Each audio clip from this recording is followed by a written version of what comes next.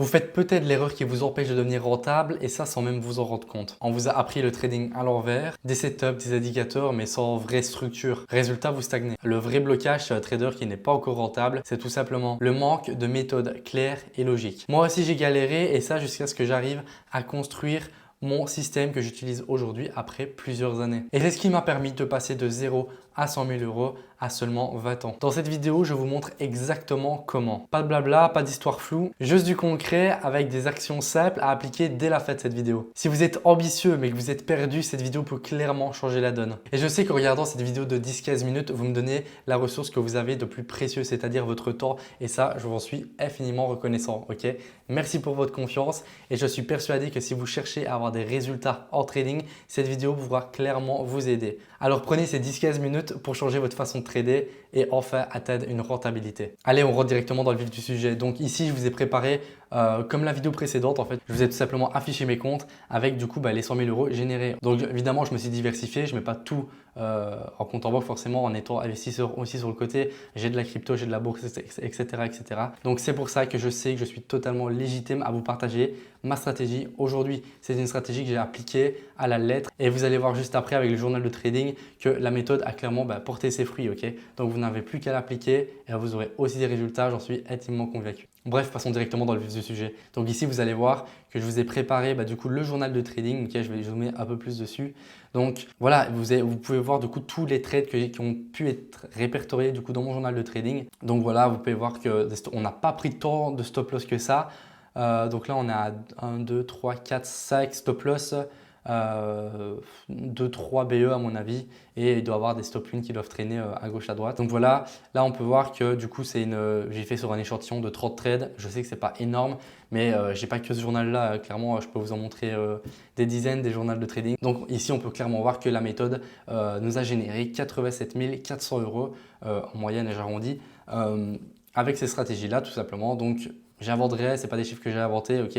En plus, ce journal-là, ouais, j'allais dire, c'est uniquement avec du 1%, ok, donc c'est vraiment pas énorme. Donc à savoir que moi, quand je suis en challenge, etc., que je la joue un peu plus agressif, je la joue avec du 2%, ok. Et là, on n'avait que du 1%, entre guillemets. Encore une fois, je ne suis pas là pour vous vendre du rêve, donc là, clairement, j'ai eu une bonne série de gains, on va dire. Maintenant, ça peut arriver d'enchaîner des pertes aussi. Mais bon, voilà, là, mais là, clairement, si la méthode serait mauvaise, on n'aurait clairement pas eu ce genre de résultats. Je vais commencer par vous présenter la stratégie, ok? Donc, toute la partie théorique dans un premier temps et après, on ira directement sur les graphiques pour l'application de la stratégie, ok? Donc, déjà, à savoir que la stratégie est une stratégie à base de retournement sur le marché, ok? Donc, on va essayer d'aller prendre du coup forcément des retournements pour aller maximiser les pips qu'on va pouvoir aller chercher sur le marché. Petite parenthèse avant de continuer, si tu veux avoir accès à cette mind map, n'hésite pas à rejoindre le school dans la description. Tu pourras retrouver toutes les mind maps disponibles sur ce YouTube ainsi que toutes les vidéos qui s'y réfèrent. Alors, j'ai pu relever ces 3 points avec les personnes que j'ai pu accompagner ou même des personnes qui m'ont posé simplement la question. Beaucoup essayent d'anticiper un top ou un bottom sans aucune preuve que le marché change de direction. Ça, c'est super important. On vous dit souvent de trader dans la tendance, etc. Mais ici, vous allez voir qu'avec la stratégie que je vais vous présenter, on va vraiment avoir des confirmations assez strictes pour du coup valider un potentiel retournement. Il trade aussi à l'instinct en se fiant à ça a l'air de monter ou à ça ne peut pas descendre plus bas. Okay, donc ça, on oublie, ok. Le résultat, mauvais timing, faux signaux et du coup perte en chaîne. Donc ça va être un peu comme toutes les stratégies, ça va être super important faire preuve de rigueur, d'être strict et comme tout le monde vous le dit, faire preuve de discipline. Passons du coup directement aux objectifs de la stratégie. L'objectif de la stratégie, c'est tout simplement mettre en place une méthode de swing trading sur le Forex, testée sur une centaine de cas permettant de trader efficacement entre 3 à 4 heures par semaine. Parce que oui, du coup, je suis un swing trader et non un scalper ou un intraday comme beaucoup d'autres en fait, tout simplement sur les réseaux. Okay, moi, je suis plus dans la team du coup swing trading, vraiment être le moins possible derrière mes écrans.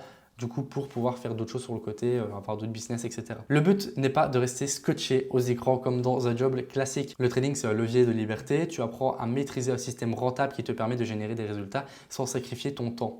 Ici, on travaille intelligemment, pas plus. On analyse calmement le week-end et on place ses trades et on laisse le marché bosser pour nous. Donc là, je vais vous partager un peu la philosophie que je peux avoir par rapport au marché. Ok, moi, c'est comme ça que je pense et c'est comme ça que je travaille, tout simplement. Ensuite, passons directement du coup aux fondamentaux de la stratégie. On va du coup chercher à viser un seul type de marché. Donc, ça va être uniquement le Forex, avec des paires majeures et mineures, donc pas les paires exotiques. Le temps d'analyse, ça va être tout simplement le week-end, le samedi ou le dimanche, et le temps d'exécution du lundi au vendredi, même si le lundi, j'aime pas trop prendre de position, entre 8h et 21h uniquement. Les unités de temps, ça va se passer entre 30 et 4 heures, ok, donc jamais moins ni plus, parce que tout simplement, j'ai pas backtesté la stratégie dans ces horaires-là, donc voilà. Donc aussi super important, aucune analyse multi-time frame. Donc juste avant, je vous ai dit entre 3 et 4 heures, entre 30 minutes et 4 heures, ça c'est la recherche de setup, ok.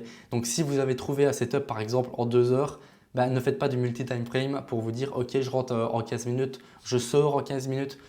Ok, donc c'est ça, quand je parle de multi-time frame, c'est vraiment ça. Donc une fois que vous avez trouvé un setup dans une time frame bien précise, vous restez dans cette time frame là jusqu'à ce que vous clôturez le trade. Ok, c'est super important. Ensuite, les indicateurs que je vais utiliser, ça va tout simplement être la moyenne mobile 200 pour tout simplement confirmer la direction du trade. Stop, si tu es arrivé là, c'est que tu n'es pas juste curieux, tu as envie de résultats, alors va dans la description, réserve ton appel et on voit si on peut poser un vrai plan pour scaler ton trading. Ensuite, en termes de structure de la stratégie, on va avoir deux types de fondations techniques. D'ailleurs, on verra les deux cas en pratique tout à l'heure sur les écrans. Donc du coup, nous allons avoir la structure split. Ça va tout simplement être une tendance baissière ou haussière claire, suivie d'une consolidation qui casse la tendance précédente via une ligne de tendance. La structure all-in-one va tout simplement se construire avec une consolidation à l'intérieur de la tendance. Cette fois-ci, elle ne cassera pas la ligne de tendance. Elle est un peu moins performante, mais utilisez quand même. Donc vous pouvez utiliser les deux parce que l'écart de performance est tout simplement assez faible. Ok, je vous ai mis les pourcentages à l'écran. Ensuite, on va passer tout simplement aux conditions de validation du trade. Donc l'entrée en position va se faire simplement soit sur une clôture franche hors de la consolidation, soit un pullback après la cassure, et tout ça sans être trop proche de la zone clé. On positionnera tout simplement le take profit sur la zone de départ de la tendance, donc au début de la tendance qui précède la consolidation. Donc c'est jamais un prix fixe, c'est bien une zone. Tandis que le stop loss se trouvera en dessous des derniers plus bas ou au-dessus des derniers plus hauts,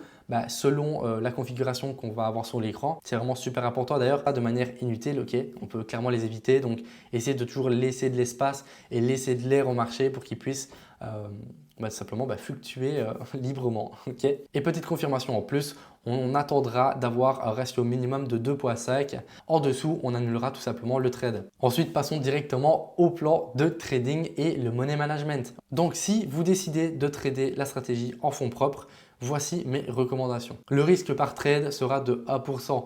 Risque journalier maximum de 2%, risque hebdomadaire maximum de 4% et le risque mensuel sera maximum de 12%. Okay.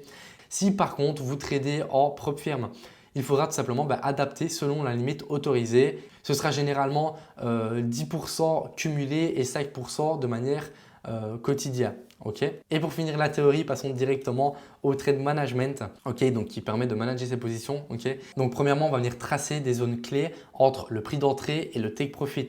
Donc pourquoi faire ça? Ça va tout simplement, lorsque le prix va évoluer dans la direction de notre take profit, on va pouvoir du coup pré-shot les éventuels retournements, ok? Parce que forcément, on ne va pas toujours aller chercher le take profit, c'est logique. Donc imaginons que vous avez deux zones clés qui vous empêchent d'avancer en ligne droite sur votre take profit. Donc vous savez que dès que le prix viendra toucher ces zones clés, il faudra être super vigilant et regarder qu'un retournement n'ait pas lieu tout simplement et ou une figure de retournement. Et également, dans ce cas de figure-là, on verra tout simplement stop in la position en dessous, encore une fois, des derniers plus bas afin que si même un retournement ait lieu, comme ça, vous pourrez sortir avec un minimum de gain. Vous allez pouvoir adapter votre stop loss à condition qu'un nouveau point bas ou un point haut, selon la configuration encore une fois, se forme. Okay, donc si vous avez un nouveau plus bas ou un nouveau plus haut qui se forme, vous allez déplacer votre stop loss au-dessus ou en dessous, encore une fois selon la configuration, afin de sortir de position en stop win en cas de retournement. Vous adapterez également votre stop loss si vous atteignez tout simplement les zones clés que je vous ai expliquées précédemment. Donc imaginons que vous êtes à l'achat sur une position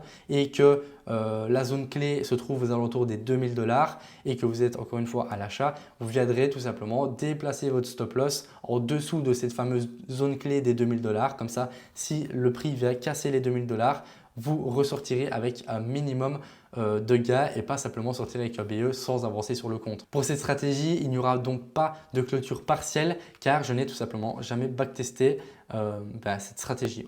Et bien évidemment, comme tout mon trader, éviter les grosses annonces économiques majeures telles les NFP, le CPI ou les FOMC, pardon. Donc ça c'est toujours les grosses news économiques. Forcément, si vous avez une news économique dans les 2 heures qui arrivent, évitez de prendre position, attendez qu'elle tombe et prenez position tout simplement après si le setup est toujours validé. Donc là c'était tout pour la partie théorique. On va directement passer sur les écrans pour passer à la pratique. On va construire ensemble de A à Z la stratégie pour que tu puisses y voir plus clair. On va y aller étape par étape et à chaque étape, tu verras en live ce qu'on ajoute sur le graphique pour que tout soit bien clair pour toi. Première chose à faire, on repère la tendance principale. Est-ce qu'on est dans une tendance haussière, baissière ou neutre? Dans ce cas-ci, nous sommes sur une tendance baissière. On part sur une analyse simple avec des unités de temps allant de M30 à H4. Ensuite, on cherche une phase de consolidation après cette tendance, c'est-à-dire un moment où le marché commence à range entre un support et une résistance. On trace ensuite la zone clé, soit le support, soit la résistance de cette consolidation. Dans cette configuration, la zone clé sera une résistance située au-dessus de la consolidation. C'est cette zone qu'on va surveiller pour notre future cassure. Ensuite, on viendra placer notre EMA 100, donc la moyenne mobile de 100, sur le graphique pour filtrer nos entrées et rester dans le sens du marché. Ensuite, on attend que le prix casse la zone de prix et le EMA 100. Attention, on veut une cassure propre, soit une belle bougie franche, soit une cassure suivie d'un pullback. Pour éviter un faux breakout, on veut que la bougie franche se ferme loin de la zone. Si on n'a pas de cassure propre, on attend un pullback validé. On place ensuite les différentes zones que le prix pourrait rencontrer sur la route pour prévoir où il pourrait rebondir contre nous. Maintenant, on place notre outil short ou long selon le scénario. Dans ce cas-ci, ce sera l'outil long.